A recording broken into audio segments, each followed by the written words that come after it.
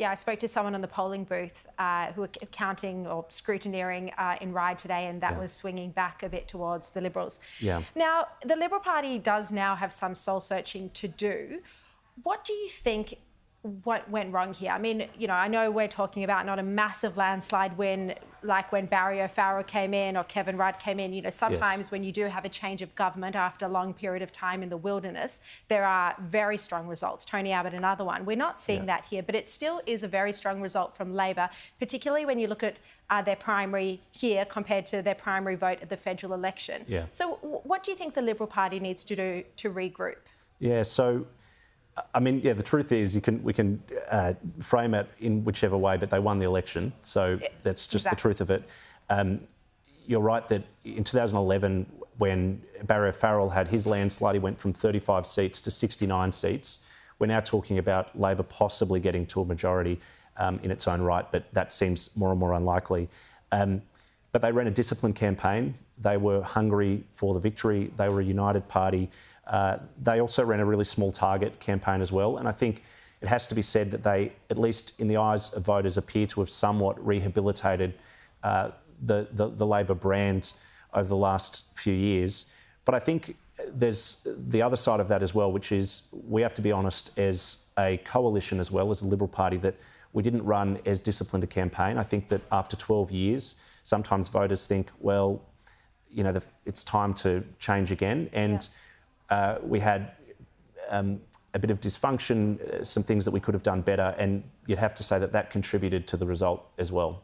And there are also some areas that you think are should be very safe for the Liberal Party, you know, parts of Western Sydney, even the South Coast, where the party has either struggled to hold on to those seats or lost them completely. Yeah. What are the lessons for policy in these areas? Do you think the Liberal Party needs to become, move a bit more to the Conservative side? Do you think it was, you know, this renewable energy push that lost voters or something else entirely?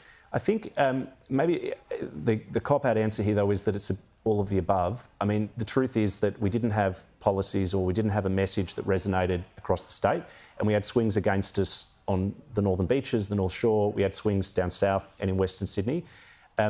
We're fortunate that we have optional preferential, because if we didn't, I think we would have had a very similar result up north that we had at the federal election. So we have to, you know, admit that we did get swings everywhere. Workers that I spoke with on polling booths in Western Sydney said that there was a lot of an it's time factor that seeped in, but there was remnant anger about or frustration about the lockdowns. I mean, parts of Western Sydney were locked down more than other parts of the state. So there is residual frustration there as well.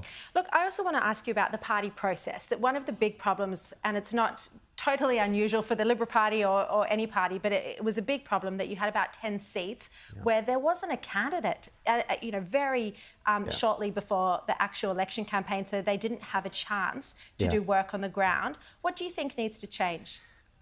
So, organisationally, we need to do better. We've got 4 years now, at least, in the wilderness, so we've got a bit of time to get it right. But there's no doubt that at the federal election, we should have learnt the lesson. We need candidates in the field. We need to give branch members a voice, because they are people on the ground. We've got thousands of members across the state, and they're in touch with their local communities, so they should have been empowered earlier. And I think we can gloss over it, but it's the case that, you know, factional differences, some game playing got involved in that process and inhibited us from choosing candidates early. And it may very well cost us in some of these seats which have come down to the wire. So we need to get that right next time. And I think it requires, well, we're going to need to embark on constitutional change. If I can give you one example, our board of directors of our political party, our state executive, has 27 members on it. The board of this organisation would have 6 to 8 members on it. You can't govern with 27 people where you need 90% agreement to get things through. So there's all of these antiquated processes. That point's been made to me by a few people today, that you just can't have backing around one candidate with a 90% threshold, because someone's going to have a different point of view. It's impossible, Alex Dorr, thank you very much for joining me this evening. Thanks for having me. Thank you.